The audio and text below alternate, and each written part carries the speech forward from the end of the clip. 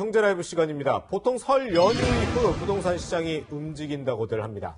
가족들이 모여 살지 팔지 의사결정을 하기 때문이죠. 네, 여러분의 중요한 결정에 도움이 될 얘기 오늘 두 분과 함께 나눠보겠습니다. 강남은 원광대 디지털대학교 부동산학과 교수 정철진 경제평론가 모셨습니다. 어서 오세요. 안녕하세요. 안녕하세요. 네, 사실 요새 뭐 두 사람만 모여도 하는 얘기가 부동산일 텐데 뭐 두 분 다 전문가시다 보니까 좀 이번에 가족 친지들 만났을 때 부동산 얘기가 엄청 많이 들으셨죠?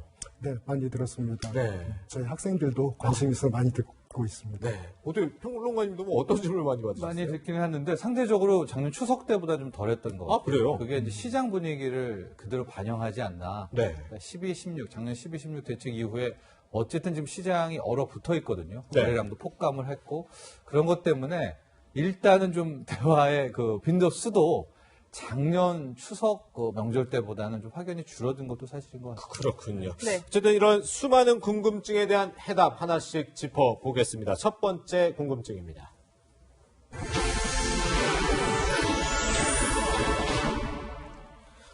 네, 가장 강력했던 역대급 대책이자 18번째 부동산 대책, 12.16 대책 이후 시장 상황 어떻게 지금 되고 있는지 좀 살펴보겠습니다. 먼저 교수님, 어떻게 좀 집값이 잡히고 있다고 봐야 되는 거예요? 아니면 좀 잠시 숨죽이고 있다 이렇게 봐야 되는 걸까요?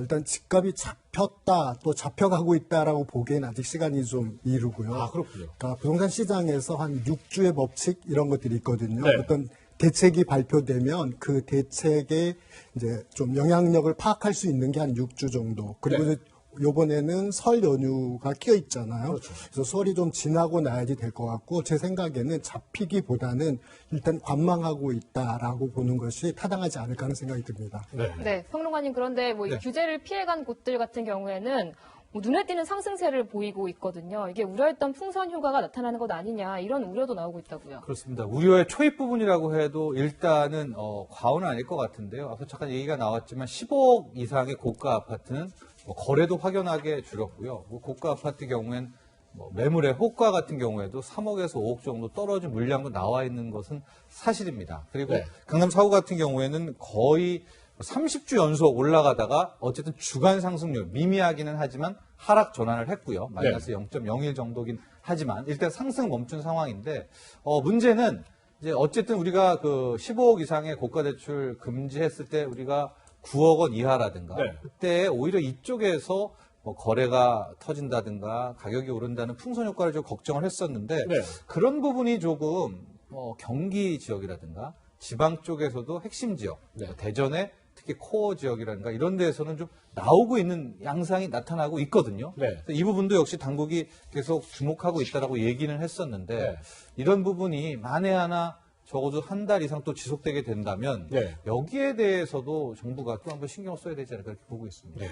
그런데 전세 시장 같은 경우는 뭔가 더 불안해진 것 같아요? 네, 전세는 실은 27주 연속 예. 상승세입니다. 근데 전세값도 왜 올랐나를 좀 나눠 보면 네. 27주 정도 중에 한 앞에 20주의 전세값 상승은 네. 실은 교육 이슈 때문이라고 하는 게 맞습니다. 네. 왜냐하면 당초에 광역학군은 이미 없어졌었고 자사고 특목고 네네. 없애고 정시 확대하고 이러면서 지금 저 구를 잘 보시면 양천구, 송파구, 강남 3구, 중계동, 하계동이 있는 노원구 여기에 전세 가격은 실은 계속해서 이 교육 이슈로 올랐거든요. 네네. 근데 여기에 실은 전세대출 규제가 12.16 대책에 함께 나오면서 네. 일종의 좀 불쏘시개 역할을 한 것이 아닌가. 그러니까 현재 전세값 상승에는 실질적으로 교육 이슈 플러스 이번에 이 강력한 대책에 반발되는 역작용 이 두 개가 복합됐다고 볼 수 있겠습니다. 네. 교수님, 거기에 네. 좀 더 붙여서 예. 예. 네, 제가 생각하기에는 이제 9억 원 이상의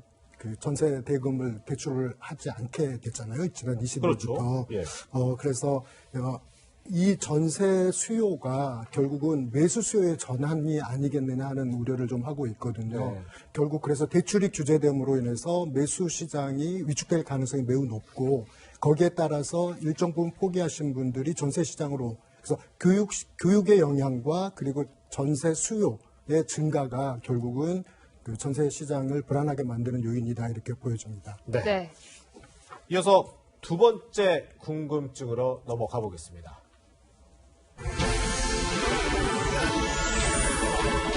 네, 원상 회복 기준은 이 이야기가 나온 이유는 바로 문재인 대통령의 신년 기자회견 때문이죠. 바로 그때 문 대통령의 발언 다시 한번 들어보시죠. 우리 시민들이 납득하기 어려울 만큼 그리고 위화감을 느낄 만큼 그런 급격한 그 가격 상승이 있었는데 그런 급격한 가격 상승들은 원상 회복되어야 한다고 생각합니다. 정부는 지금의 대책이 뭔가 조금 시효를 다했다라고 판단되면 또 보다 강력한 대책 그게 끝없이 내놓을 것입니다.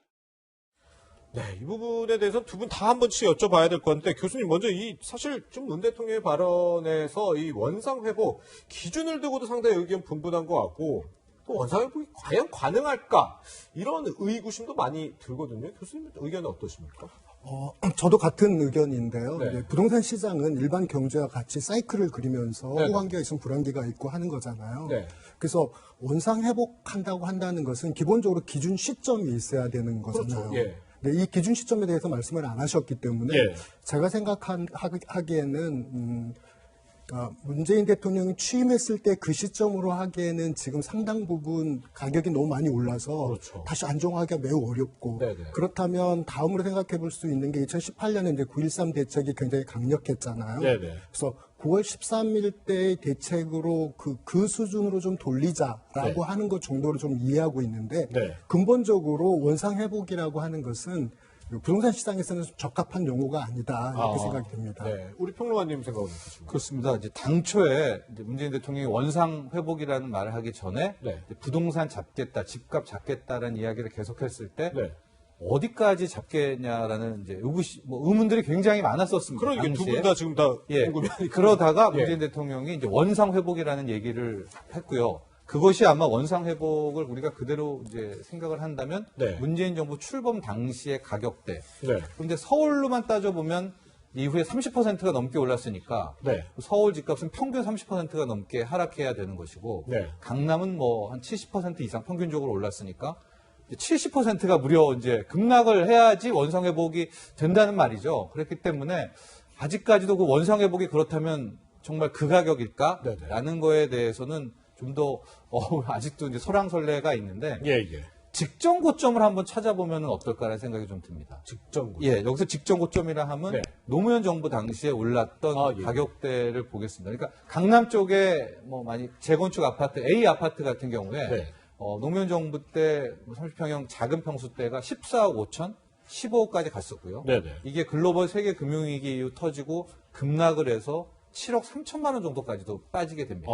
예. 이게 다시 이제 문재인 정부 와서 19억 5천, 20억까지 올라가게 되거든요. 그러니까 네. 1차적인 하락의 모멘텀을 본다면 아마 노무현 정부 때 찍었었던 그 고점까지를 아마 1차 정도의 뭐 하락 밴드 가능선이 아닐까. 왜냐하면 이걸 다시 직전 저점이라고 하면 네. 20억짜리가 7억이 돼야지 된다는 거고요. 네, 예. 그렇게 되면 낙폭이 너무 크니까 네네. 아마 그때 당시에 가격대를 한번 생각해 보면 어떨까 기준선으로 한번 이런 생각도 해봅니다. 네. 그러기에도 너무 낙폭이 맞아요. 커야 되기 때문에 너무 커야죠. 네, 그 정도를 염두에 두시고 말씀하지 않았을 것이다 네. 이런 생각이 듭니다. 네, 그런데 교수님, 이 노무현 정부 시절 때는 굉장히 급락을 했었던 게 미국 서브프라임 그 사태가 있었잖아요. 근데 이번에도 그런 외부적인 요인이 발생할 가능성이 있을까요? 어떻게 보면 지금 우리가 규제 정책 그리고 부동산 정책을 가지고 집값이나 부동산 시장을 완벽하게 안정화시킨다는 것은 거의 불가능하다 이런 생각이 듭니다. 네네. 왜냐하면 어떤 정책을 쓰면 그 정책의 부작용으로 또 시장이 거기에 반응하면서 거기에서 이제 다른 요소들을 찾아내서 빠져나가고 있는 상황이거든요. 네. 그래서 우리가 그동안에 이제 부동산 시장을 보면 이제 그 IMF 때, 네. 그다음에 2008년 서브프라임 모기지 사태 때 이렇게 이제 외부 충격에 의해서 대체적으로 시장이 이제 하락하는 경향이 있는데요. 네네. 지금 시점에서 그 외부의 충격이 있을 수 있는가 하는 생각을 해보면 어떤 경제적인 문제로는 좀 예측하기 좀 쉽지가 않고요. 네네. 뭐 이란과 미국과의 갈등이라든지 아니면 중국과 미국 간의 무역 경쟁 또 뭐 이렇게 요즘 아까 뉴스에도 나오고 있는 그런 폐렴 네. 이런 문제들이 영향을 미칠 수 있을 것 같긴 하지만 네네. 지금 현재 상태로는 크게 저는 예측되지 않고 있다 이렇게 말씀드릴 수 있겠습니다. 네. 네. 그리고 뭐 12시립 대책 이후에 지금 뭐 거래 절벽 현상이다 이런 얘기까지 나오고 있는데 이런 거래 절벽 현상이 집값 좀 하락하는 요인이 되지는 않을까요? 요인은 되겠지만은요, 완벽하게 이 집값 하락을 확인하려면 거래 절벽이 아니라 거래량이 터져야 이걸 본격 하락이라고 볼 수가 있거든요. 네네. 지금 같은 경우에는 거래 폭감에서 체결되는 가격이 이제 급매물 정도만 체결이 될 거 아니에요. 네. 그렇다면 현재 가격은 우리가 신뢰도를 줄 수가 없는 겁니다. 왜냐? 네. 급매물이 다 떠나고 나면 그 다음에 물량은 안 나온다면 이것은 하락했다라고 볼 수가 없는 거 아니겠습니까? 네. 그래서 진짜 집값이 잡히려면 거래 폭감이 아니라 거래도 나온 상태에서 가격이 계속 떨어져야 되는 이제 그런 상황이라고 볼 수가 있겠고요. 네. 현재는 일단은 거래가 없는, 거래가 실종된 상태라고 보는 그런 게 맞을 것 같습니다. 그렇군요. 네, 계속해서 세 번째 궁금증으로 넘어가 보겠습니다.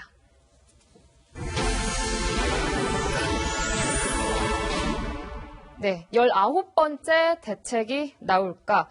이 부동산 원상 회복을 천명한 이후에 추가 대책이 예고돼 있는데요. 정부의 목소리 먼저 들어보겠습니다. 투기적 수단으로 삼는 사람들에게는 매매 허가제까지 도입해야 되는 거 아니냐라는 이런 주장에 우리 정부는 귀를 기울여야 한다고 생각합니다. 네, 교수님, 뭐 매매 허가제는 뭐 해프닝으로 끝나긴 했는데 추가 대책이 나올 가능성이 있을까요? 시장 상황을 보고 결정을 할 터인데요. 저도 이제 곰곰이 생각을 해봤어요. 다음 대책은 도대체 무엇일까? 네네. 거래 허가는 거의 이제 위헌적 요소도 있고 네. 시장 주의에 반하기 때문에 그렇게 되지는 않을 것 같고요. 네. 제가 판단컨대 만약에 더 여기서 시장 상황이 지금 정책을 비웃듯이 이제 올라간다든지 하는 상황이 된다면 네.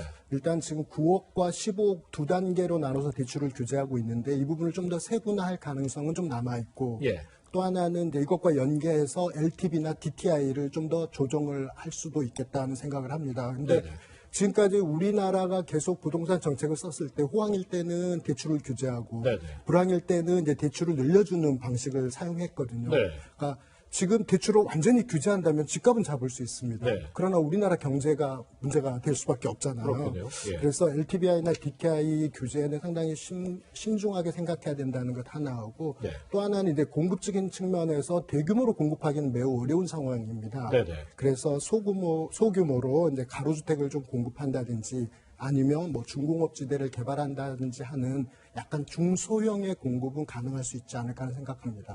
우리 정철치 평론가님 생각에 뭐 추가 대책 어떤 것 좀 예상해 볼 수 있겠어요? 그래서 대출 규제가 가장 손쉽고 효과도 네. 빨리 나오니까 아마도 대출 규제 쪽의 강화를 생각해 볼 수가 있고 더 강화한다고요? 예. 네. 그러니까 이제 15억에서 한 12억이나 10억 정도로 단계를 하나를 더 주는 뭐 그런 생각도 있겠고요. 아, 예. 재건축 아파트 연한을 40년으로 대폭 확대를 하게 되면서 네네. 재건축에 대한 기대감을 꺾으려는 그런 생각도 있을 것 같고 네. 보유세는 이제 문 대통령이 언급은 했지만 여기서 또 보유세를 하기보다는 아마 공시가격 현실화를 좀 빠르게 현실화를 진행하는 이제 그런 방법이 있을 것 같고 네. 지금 보면 자금 조달 계획서를 굉장히 강력하게 다루고 검토하고 있거든요. 네. 이 자금 조달 계획서 쪽에 좀 더 많은 좀 신경을 써서 아예 거래 자체를 좀 더 뭐라고 해야 될까요? 좀 네. 심도 있게 제한하는 뭐 그런 방식도 생각해 볼 수 있을 것 같습니다. 그렇군요. 네, 계속해서 다음 궁금증으로 넘어가 보겠습니다.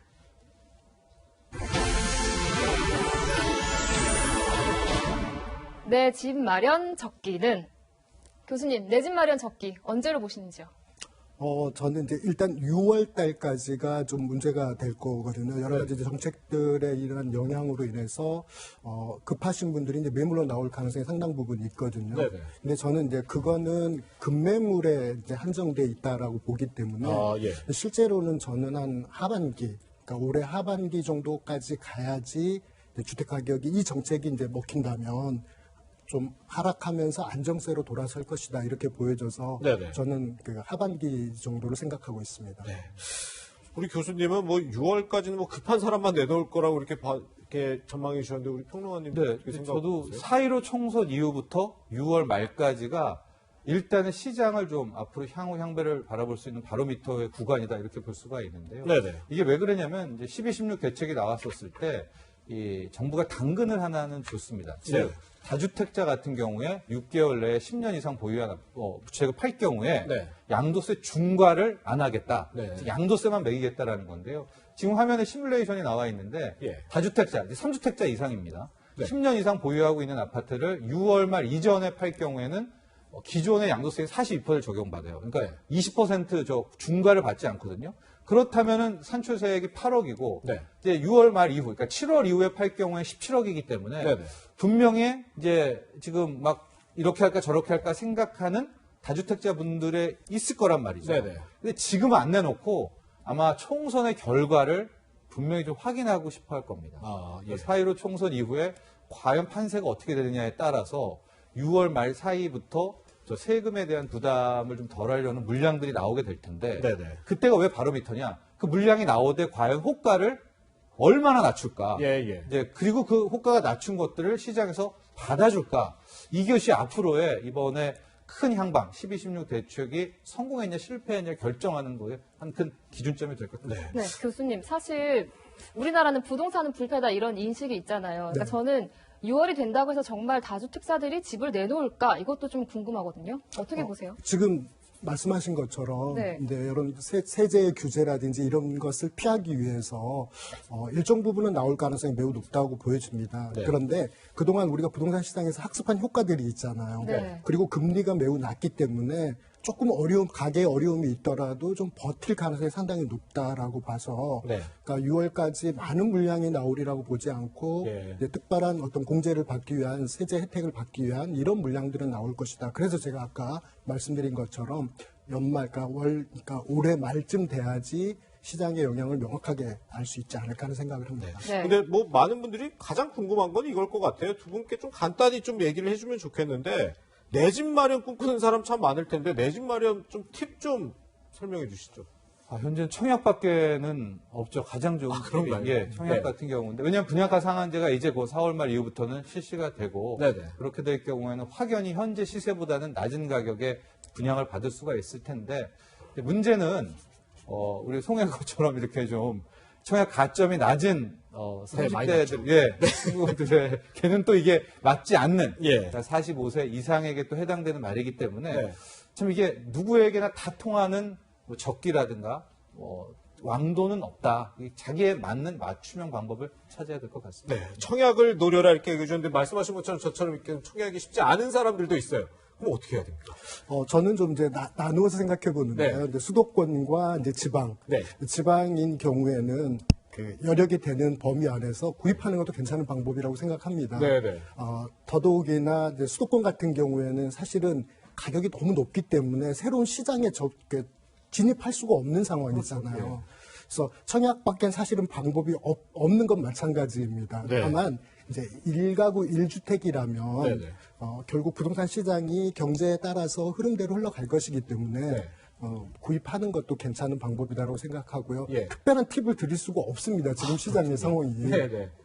알겠습니다. 네, 그렇군요. 정부의 이 부동산 대책 이후 시장의 반응과 전망 또 내 집 마련 적기까지 알아봤습니다. 두 분간 여기서 인사드리겠습니다. 고맙습니다.